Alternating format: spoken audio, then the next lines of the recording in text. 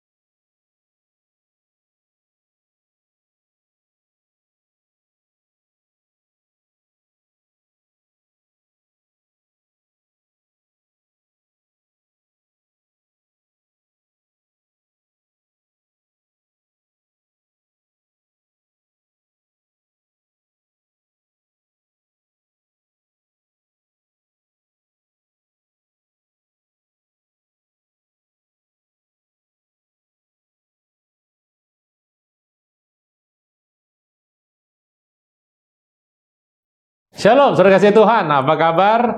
Senang sekali boleh berjumpa dalam Aruna Wisdom, pemirsa dari Aruna Wijaya Kita Official Channel. Saudara kasih Tuhan, saya percaya bahwa Tuhan sudah membawa kita belajar dari minggu ke minggu, tapi kali ini ada pelajaran yang menarik yang hanya satu seri saja, yaitu bicara mengenai penghakiman. Ada banyak orang bertanya soal penghakiman, itu masih boleh atau tidak. Nah, hari ini kita bahas itu. Saudara Tuhan, dalam penghakiman ini kita melihat banyak hal yang Tuhan akan berikan kepada kita. Saran saya, ambil kertas, ambil ballpoint, dan duduk untuk kita belajar bersama-sama. Bapak Ibu, saudara sekalian Tuhan, nikmati saja pengajarannya. Selebihnya saya serahkan kepada Tuhan Yesus. Saudara Tuhan, terima kasih untuk bantuan atas dukungan, atas doa, atas daya, dana yang Tuhan berikan kepada kami melalui Anda. Saya percaya semua akan kami gunakan untuk kemuliaan nama Tuhan. Tuhan Yesus memberkati Anda berlimpah-limpah. Shalom, Bapak Ibu Saudara sekalian, para pemirsa dari E-Wisdom, dari channel Aruna Wijaya Kita Official Channel. Apa kabar? Tuhan berkati berlimpah-limpah. Saya senang Bapak Ibu masih bersama dengan saya untuk kita bisa belajar Alkitab lebih dan lebih. Nah, sebelum kita mulai pelajaran hari ini terkait dengan penghakiman, orang banyak bertanya soal penghakiman dan seperti apa penghakiman itu. Sebelum itu kita akan mulai dengan doa dulu. Bapa di sorga, dalam nama Tuhan Yesus, kasih setiamu lebih dari hidup, kuasa-Mu nyata dalam kehidupan kami dari waktu ke waktu, saat demi saat, bulan demi bulan, tahun demi tahun, generasi lepas generasi. Kau tujuan kebaikan dalam kehidupan kami. Kau merawat kami, Engkau terus menunjukkan kepada kami kasih setiamu yang tak berkesudahan. Roh Kudus, Engkau yang merawat kami, Engkau yang memimpin kami supaya kami tidak menyimpang kanan, tidak menyimpang kiri, tapi tegak lurus kepada Tuhan Yesus. Anugerah-Mu lebih dari hidup, kuasa Tuhan nyata dalam kehidupan ini. Roh Kudus, Engkau yang mengambil alih segala sesuatu supaya kami tetap dalam jalan Tuhan. Anugerah-Mu kekal selama-lamanya. Dalam nama Tuhan Yesus yang percaya boleh berkata, amin. Bapak Ibu, baik, saya sedang menjanjikan kepada Bapak Ibu tadi bagaimana kita mau membahas mengenai Matius 7 ayat pertama sampai ke-5. Banyak orang bertanya kepada saya, Pak, kenapa orang bisa jatuh? Kenapa orang tuh jatuhnya nggak pernah diperkirakan sebelumnya? Ada banyak hal yang menyebabkan orang jatuh, tapi satu hal yang menyebabkan orang jatuh adalah penghakiman. Nah, penghakiman ini yang membuat orang jatuh, padahal seringkali kita menghakimi orang. Nah, Bapak Ibu, apa yang saya sampaikan mengenai penghakiman ini tentu akan berbeda. Ini bukan court, it's not court. Apabila Bapak Ibu menjadi seorang hakim, Anda menjadi pengacara atau menjadi jaksa, Anda tidak terikat dengan ini. Karena saya sedang membahas ini dalam nuansa firman Tuhan, nuansa rohaninya. Bapak Ibu, kita akan melihat perbedaan tentang hakim, jaksa, pengacara dengan penghakiman. Nah, penghakiman itu menggunakan bahasa Greka, krima, judgment. Judge pakai krino, Bapak Ibu. Nah, dua hal ini adalah merupakan satu untayan yang kuat dalam firman Tuhan. Kita akan membahas ini, saya masih memberikan sebuah channel dulu, sebuah kendali dulu, supaya nanti Bapak Ibu tidak masuk ke sini. Apabila Bapak Ibu hakim, atau pengacara, atau jaksa, saya akan jelaskan mengapa Anda tidak akan kena kepada hal ini. Nah, baik Bapak Ibu, saya akan membacakan dalam Matius yang ke-7, ayatnya yang pertama sampai dengan ke-5. Judulnya hal menghakimi. Banyak orang mau menghakimi tapi nggak tahu caranya atau nggak pede gitu. Ada banyak kasus terjadi di masyarakat dalam dunia Kristen dikatakan jangan menghakimi, tidak boleh menghakimi. Padahal Tuhan sendiri itu hanya mengatakan janganlah engkau menghakimi supaya engkau tidak dihakimi. Apabila engkau bersedia untuk dihakimi, maka ada syarat-syaratnya. Jadi firman Tuhan tidak pernah melarang kita menghakimi. Tapi apabila kita, tanda kutip, bersedia untuk dihakimi, kita bisa mengikuti cara-cara yang Tuhan berikan. Firman Tuhan begini, janganlah kamu menghakimi supaya kamu tidak dihakimi. Itu yang pertama Bapak Ibu, dalam seluruh nuansa penghakiman, Tuhan berkata, janganlah kamu menghakimi supaya kamu tidak dihakimi. Orang yang tidak mau dihakimi, jangan menghakimi. Tapi apabila ada orang yang mau menghakimi karena dia merasa sudah pantas, firman Tuhan lari kepada ayat berikutnya. Jadi Bapak Ibu, ayat pertama, janganlah engkau menghakimi supaya kamu tidak dihakimi. Ini harus dipegang teguh. Apabila Anda tidak ingin yang A, jangan pakai yang A. Apabila Anda tidak ingin untuk menerima B, jangan lempar B. Itu adalah sebuah keharusan. Tetapi apabila orang untuk mencoba melempar A atau B, dia harus membaca ayat yang kedua. Alkitab tidak pernah melarang menghakimi. Tetapi Alkitab memberikan cara bagaimana untuk menghakimi dengan benar. Ayat kedua berkata, karena dengan penghakiman yang kamu pakai untuk menghakimi, kamu akan dihakimi. Penghakiman yang kamu pakai itu akan diukurkan kepadamu, dan ukuran yang kau pakai untuk menghakimi akan diukurkan kepadamu. Ukurannya dan caranya adalah cara yang tepat, yang persis sama dengan apa yang Anda akan buat dalam penghakiman. Nah, penghakiman itu, andai kata saya mengambil sebuah contoh, seperti sebuah bumerang. Kita akan melihat sebuah gambar, Bapak Ibu. Bapak Ibu, baik, kita melihat di sini yang pertama perintah Tuhan, jangan menghakimi.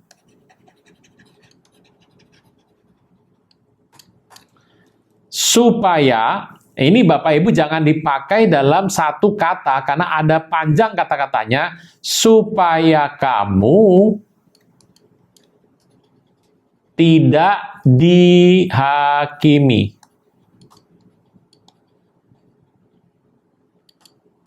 Nah, ini adalah golden rule. Tetapi firman Tuhan berkata, ukuran, cara penghakiman itu akan diberikan kepadamu.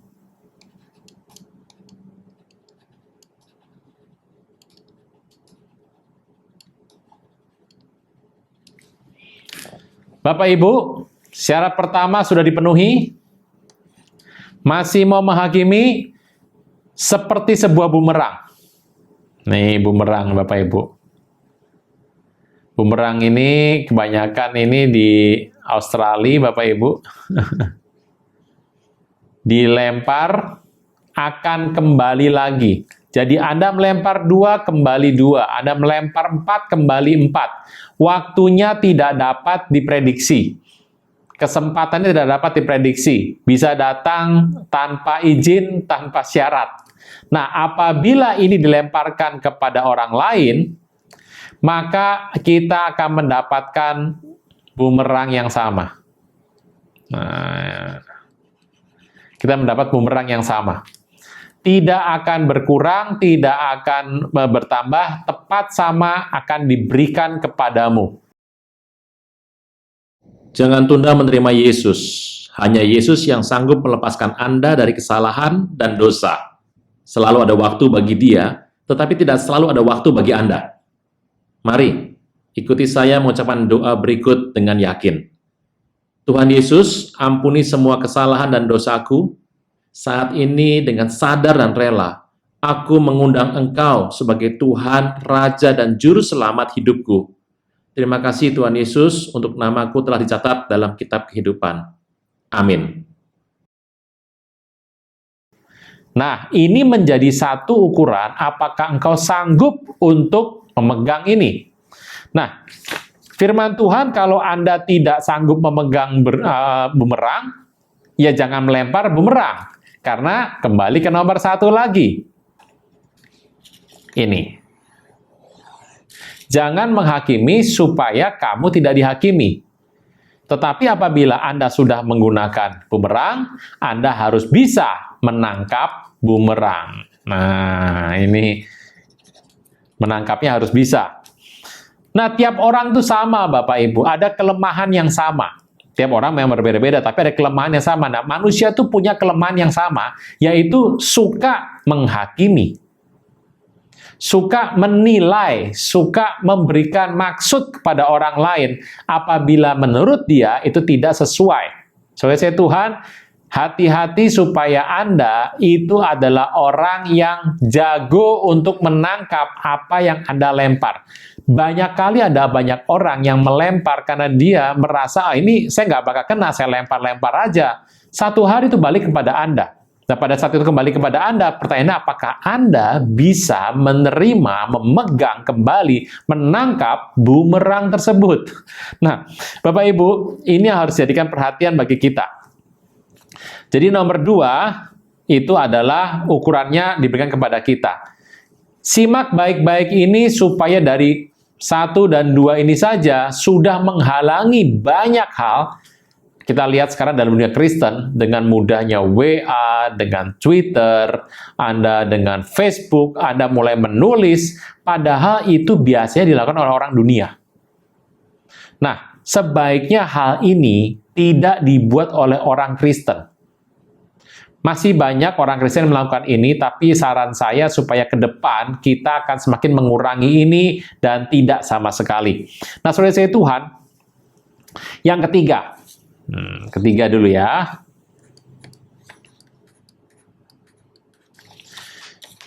Saya bacakan, mengapa engkau melihat selumbar di mata saudaramu sedangkan balok dalam matamu tidak engkau ketahui? Firman Tuhan berkata, bukan melarang menghakimi, tapi ada satuan yang harus dilakukan sebelum menghakimi. Sebelum menghakimi, kita harus melihat dulu balok di mata kita. Jadi selumbar versus pelang. Pelang atau balok ya Bapak Ibu. Ini kalau selumbar itu spek. Nah, ini spek. Ini pelang. Kita harus bisa melihat di mata kita. Mata kita dengan mudah melihat selumbar, Bapak Ibu. Mata kita dengan cepat saja melihat selumbar tuh kelihatan banget di mata orang tuh kelihatan. Tetapi pelang atau balok tuh nggak kelihatan. Tuhan berkata, bagaimana engkau mengeluarkan selumbar di mata saudaramu sedangkan balok di matamu? Yang nomor 1 kita harus lihat adalah balok di mata kita.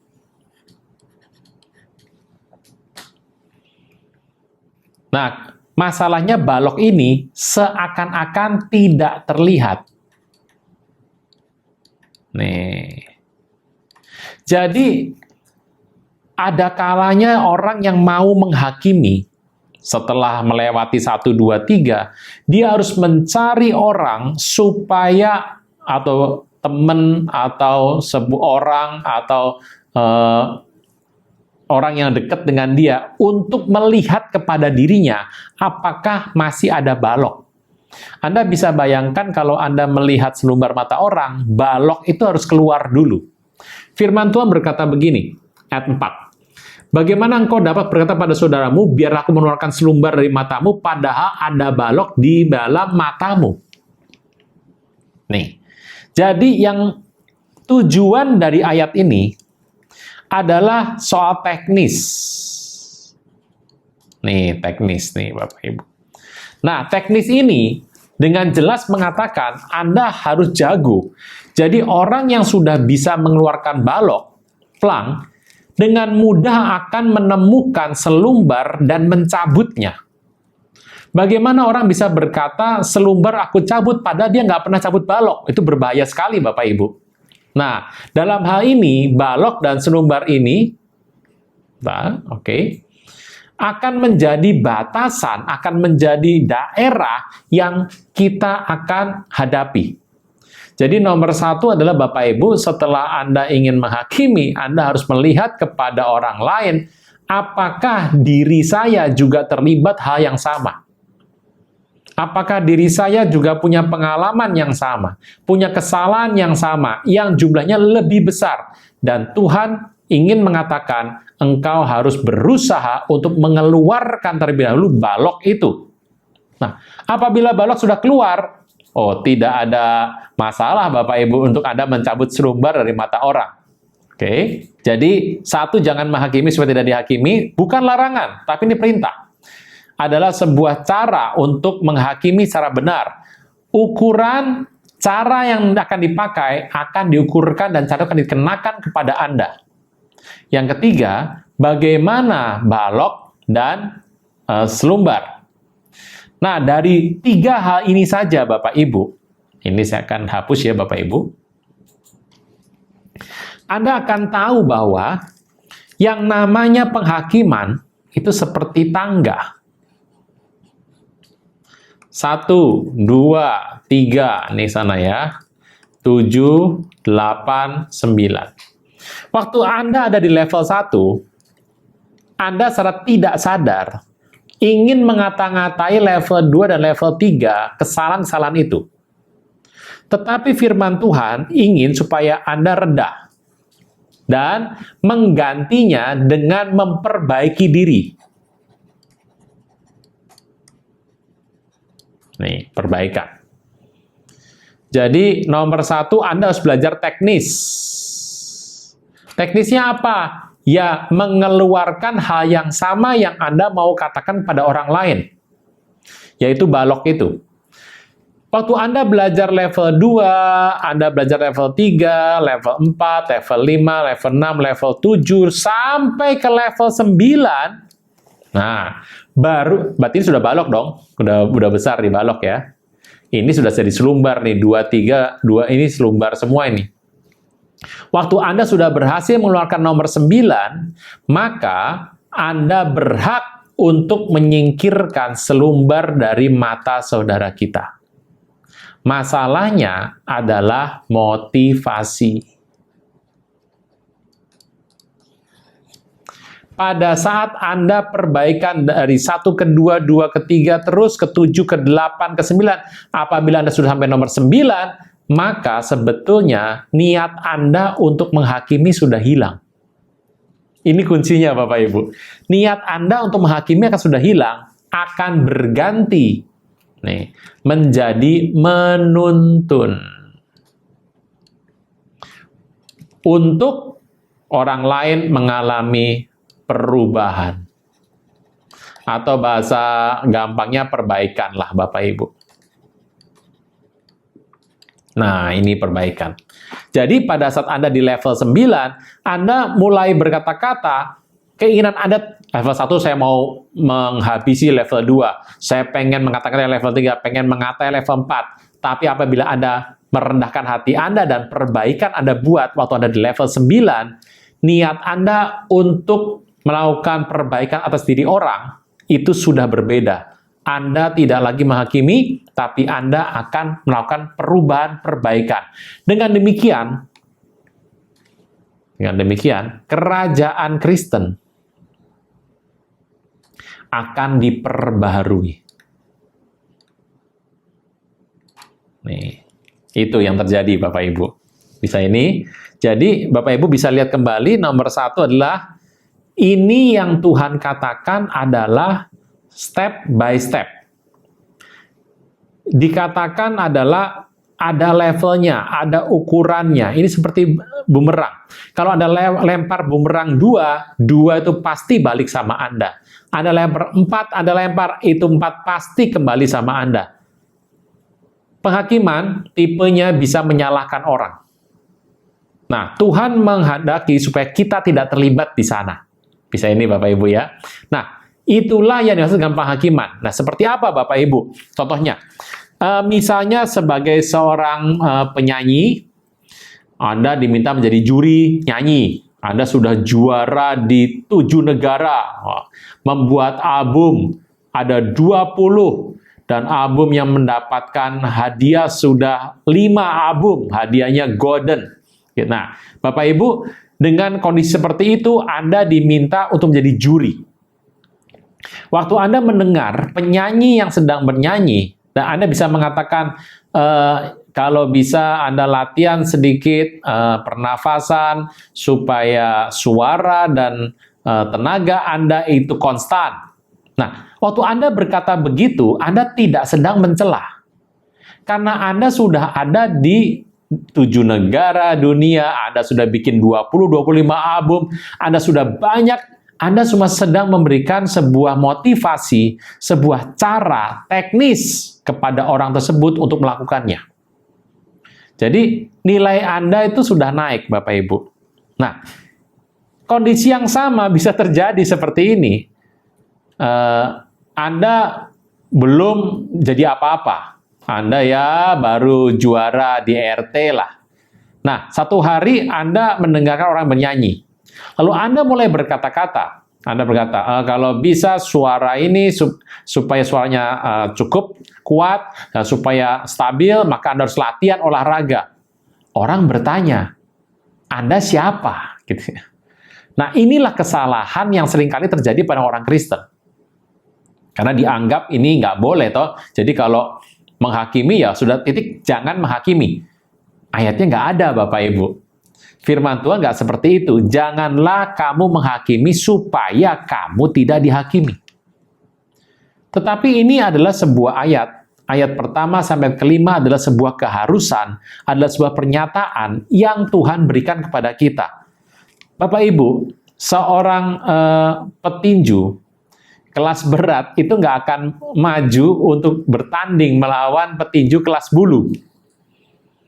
Sama ya Bapak Ibu ya, nggak akan. Anda boleh lihat dimanapun, nggak akan terjadi itu Bapak Ibu. Nah, inilah yang terjadi dalam penghakiman.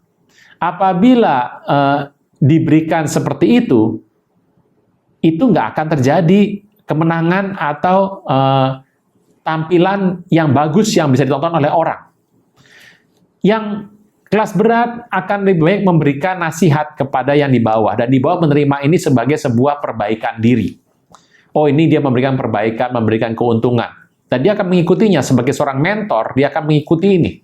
Tetapi bagaimanapun kalau itu tidak dilakukan oleh orang yang levelnya sama, orang akan melihat ini sebagai sebuah penghinaan. Nah, Bapak Ibu, dari sini Tuhan berkata, teknismu adalah keluarkan dulu balok dari matamu. Nah, ini saya gambarkan lagi ya Bapak Ibu ya. Ini saja ya. Firman Tuhan berkata, bagaimana engkau dapat berkata pada saudaramu, biarlah aku mengeluarkan selumbar dari matamu, pada ada balok dalam matamu. Hai orang munafik, orang yang tidak melakukan ini, orang tidak melakukan ini, Tuhan sebut munafik. Yang dia tidak melakukan teknis yang benar. Jadi orang yang mengeluarkan selumbar dari mata orang lain, pada dia belum mengeluarkan balok dari matanya, Tuhan berkata bahwa itu munafik. Firman Tuhan mengatakan, hai orang munafik, keluarkanlah dahulu balok dari matamu, maka engkau akan melihat dengan jelas untuk mengeluarkan selumbar dari mata saudaramu. Orang yang sudah mengeluarkan balok dari matanya akan melihat dengan jelas selumbar di mata saudaranya.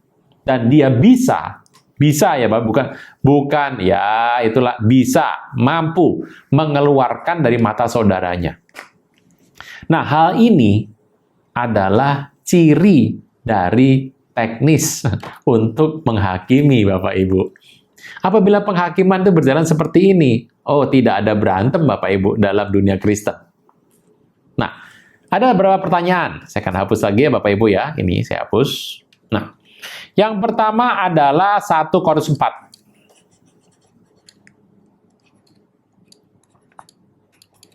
Ayat 5 versus 1 Korintus 5. Korintus 5 ayat 12. Ini seru ini. Saya mengajak kita membuka dalam 1 Korintus 4. Firman Tuhan. Saya mulai dulu dari ayat 3 ya. Bagiku sedikit sekali artinya, entahkah aku dihakimi oleh kamu atau oleh pengadilan manusia. Malahan diriku sendiri tidak aku hakimi. Sebab memang aku tidak sadar akan sesuatu, tapi bukan karena itulah aku dibenarkan. Dia menghakimi aku, ialah Tuhan. Di sini Paulus bicara mengenai penghakiman oleh Tuhan. Ayat kelima.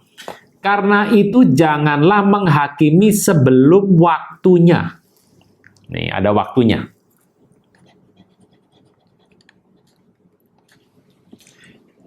Tetapi, yaitu sebelum Tuhan datang. Waktunya ini adalah Tuhan datang. Nih. Jadi intinya sebagai orang percaya, kita tidak bisa menghakimi karena waktunya pada saat Tuhan datang. Tuhan akan menerangi juga apa yang tersembunyi dalam kegelapan. Dan Tuhan akan memperlihatkan kepadanya apa yang direncanakan dalam hati. Maka tiap-tiap orang akan menerima pujian dari Allah. Nah, intinya pada waktu Tuhan datang, Tuhan akan menerangi setiap hati dan motivasi manusia. Ini. Nah, bedakan dengan 1 Korintus 5 ayat 12. Saya bacakan sebentar ya. Sebab dengan wewenang apakah aku menghakimi mereka? Kamu hanya menghakimi mereka yang berada dalam jemaat. Ini penghakiman dalam jemaat dan luar jemaat. Bapak Ibu, di luar jemaat kita nggak ngurus ya Bapak Ibu ya. Penghakiman di luar jemaat sudah ada unsurnya.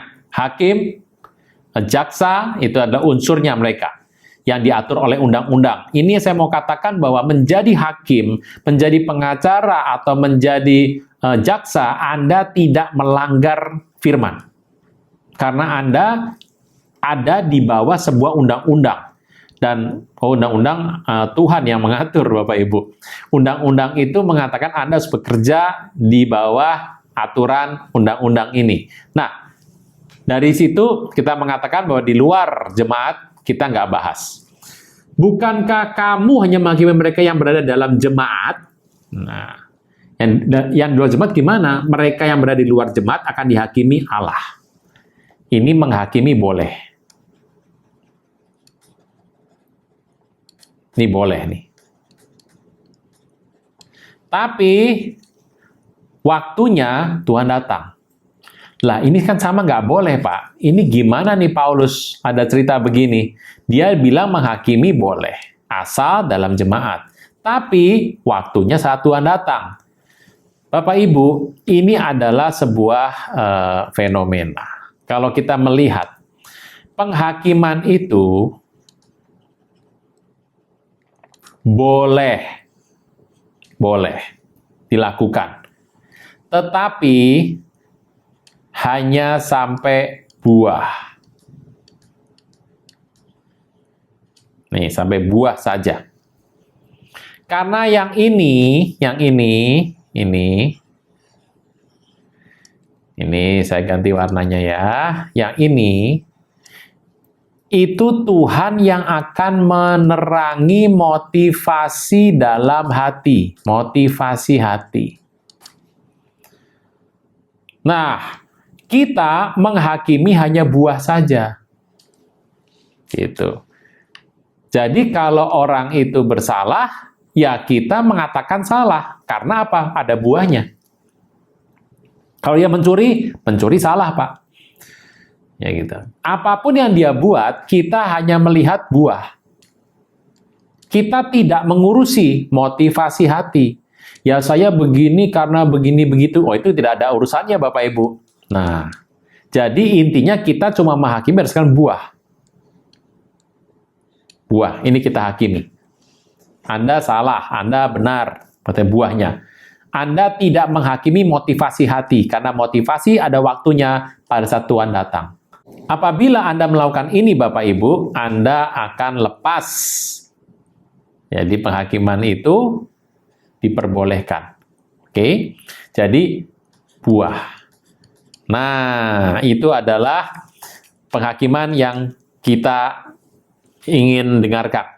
Nah, Bapak Ibu, jadi intinya bahwa penghakiman itu motivasinya kembali pada pelakunya. Dia yang harus memperbaiki dirinya. Nah, jadi hanya orang yang canggih yang sudah memperbaiki diri, mencapai level 9, 8, 10 yang boleh menghakimi. Itu pun penghakiman hanya untuk yang level 1 atau level 2. Nah, Bapak Ibu, sebuah contoh, apa sih yang Tuhan mau sebenarnya dalam penghakiman itu? Kita akan membuka dalam 2 Timotius. 2 Timotius 2 ayat ke-23. Hindarilah soal-soal yang dicari-cari yang bodoh dan tidak layak.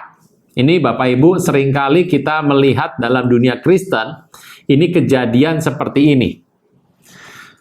Dan engkau tahu bahwa soal-soal itu menimbulkan pertengkaran. Bapak Ibu, kita diminta, ini saya hapus dulu ya Bapak Ibu. Nah, kita diminta untuk menghindari hal-hal bodoh dan tidak layak. Ya.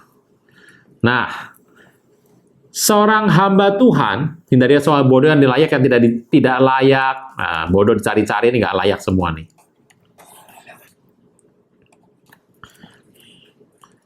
Persoalan ini menimbulkan pertengkaran. Jadi Bapak Ibu, Anda tahu kalau ada pertengkaran, nah itu sedikit banyak, mayoritasnya adalah karena hal bodoh dan tidak layak yang dibahas. Sedangkan seorang hamba Tuhan tidak boleh bertengkar, tapi harus ramah terhadap semua orang, dia harus cakap mengajar, sabar. Dan, nah ini saya mau putus dulu ya, hamba Tuhan itu posisinya lebih tinggi dari orang biasa. Ini levelnya lebih tinggi dari orang biasa. Orang biasa ngurusin ini, hamba Tuhan tidak ngurusin itu. Masalahnya hamba Tuhan banyak sekarang yang ngurusin hal seperti ini. Nah, ini banyak jadi masalah berat Bapak Ibu. Nah, di sini ayat 25. Dan dengan lemah lembut, tujuan orang bicara penghakiman ini dengan lemah lembut dapat menuntun orang yang suka melawan. Nah, Pak, saya nggak setuju dengan ini. Ya, ini nggak minta kesepakatan dari Anda. Sebab mungkin Tuhan memberikan kesempatan pada mereka untuk bertobat dan memimpin mereka sehingga mereka mengenal kebenaran. Bapak Ibu, hamba Tuhan itu nggak boleh bicara yang ini.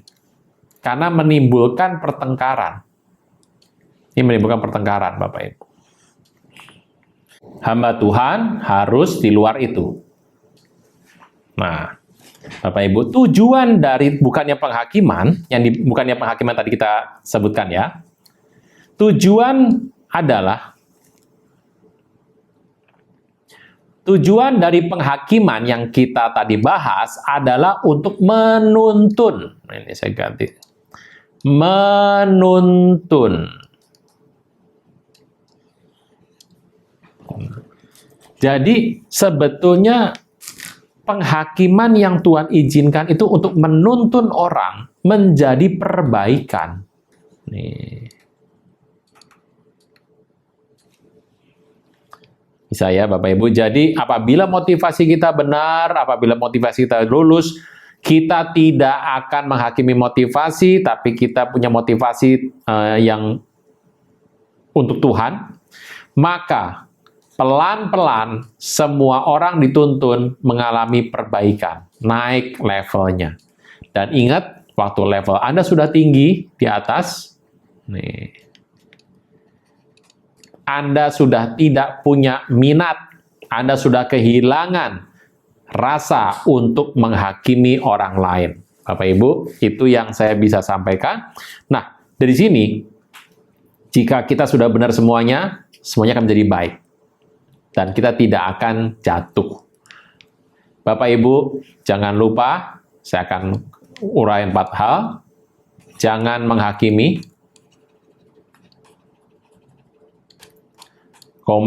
supaya tidak dihakimi. 2, Anda harus tahu ukurannya atau caranya. Karena cara dan ukuran itu kembali sama Anda. Ini caranya.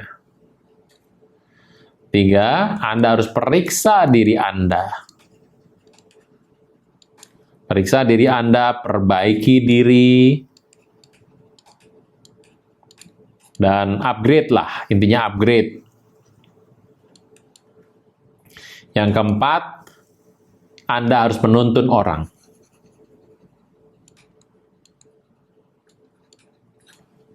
Nah, ini adalah hal yang diminati oleh orang-orang dalam Tuhan. Bapak Ibu, dari sini Anda bisa mengambil satu cerita. Jadi kalau Anda ingin mengatakan sesuatu, Anda harus mencari dalam diri Anda yang besar, yang balok. Anda harus berusaha mengeluarkannya, dan Anda sudah bisa mengeluarkannya, Anda baru membantu orang lain. Intinya adalah hari Anda belajar untuk mengeluarkan itu, menemukan balok Anda dan mengeluarkannya, hari itu akan berubahlah hati Anda untuk menghakimi orang lain menjadi menuntun orang kepada kebenaran. Nah, Bapak Ibu, betapa indahnya firman Tuhan. Kalau kita bisa melihat, di sini diajar sesuatu hal untuk perbaikan mengenai seluruh tubuh Kristus. Tidak ada orang yang saling menjelekkan atau menjatuhkan. Orang akan saling membangun satu sama lain. Dan apabila ini berjalan dengan terus dalam sekian waktu lamanya, kekristenan akan menguasai dunia. Nah, Bapak Ibu, tahap terakhir dari penghakiman ini adalah Tuhan berfirman kepada kita, jangan mengambil hak Tuhan. Nih, hak Tuhan itu apa sih? Penghakiman adalah hak Tuhan. Tuhan mau mengatakan kepada kita, jangan ngambil penghakiman. Karena kita harus menjadi penuntun sesama kita untuk mencapai perbaikan yang pada intinya Tuhan kehendaki. Nah, di sini kita belajar untuk supaya kita tidak menjadi seperti Tuhan. Kita nggak mau ruling God. Kita nggak mau play as God, playing God.